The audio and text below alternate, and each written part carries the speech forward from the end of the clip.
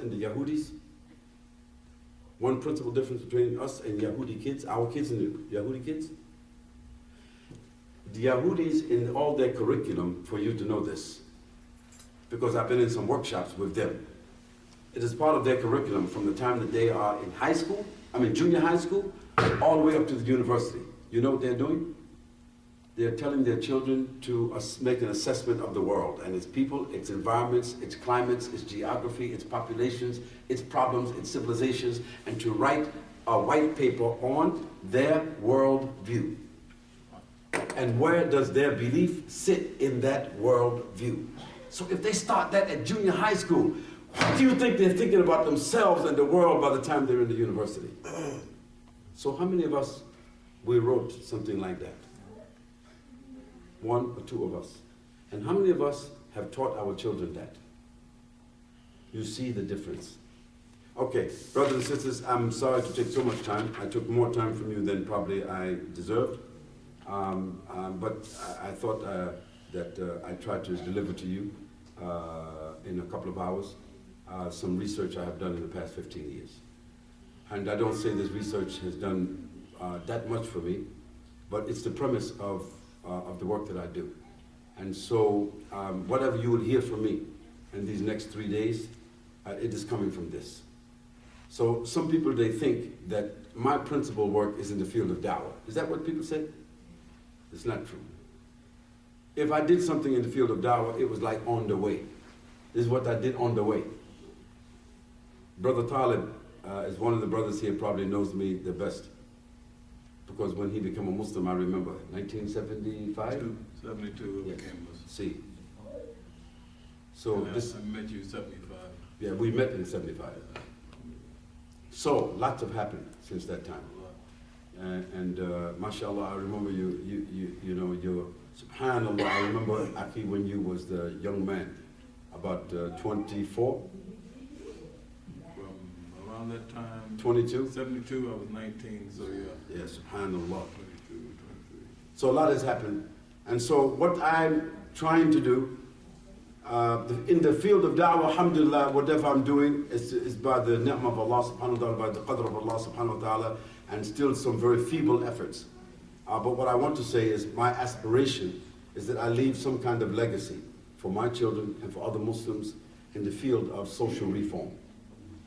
So I ask Allah to forgive me my sins, my shortcomings in this regard. And I ask all of you to forgive me if I may say some graphic things in the course of my discussion. It's only because I came a long distance in this trying to come to these conclusions. And at the end of it, I'm not trying to save anybody but myself.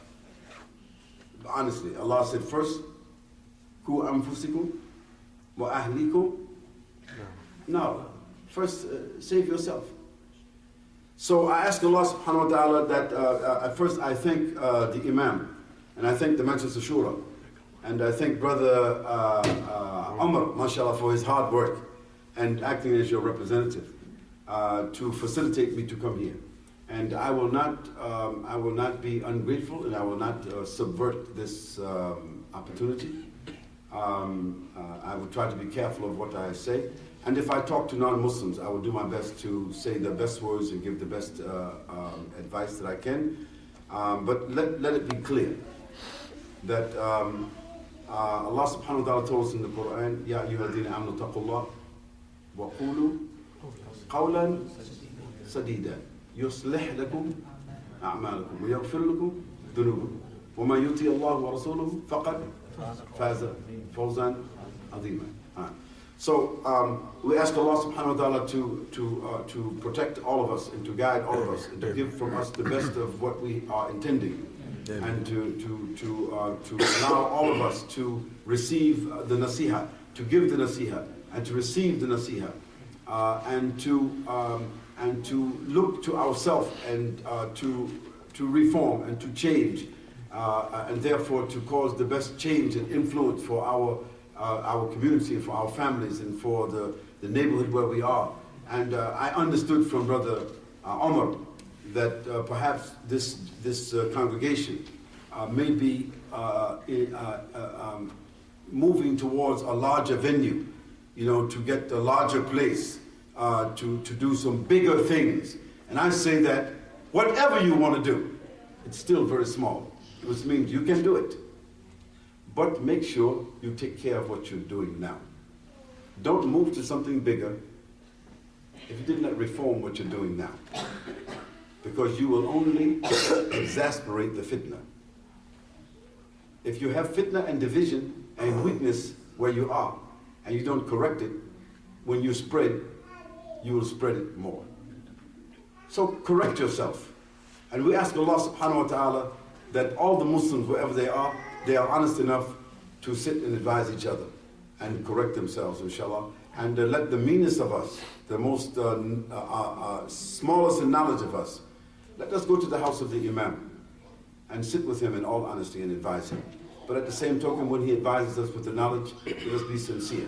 And when we follow him in the prayer, let us not be like people who is pretending to follow and to love and to obey, but when the prayer is finished, we don't have respect.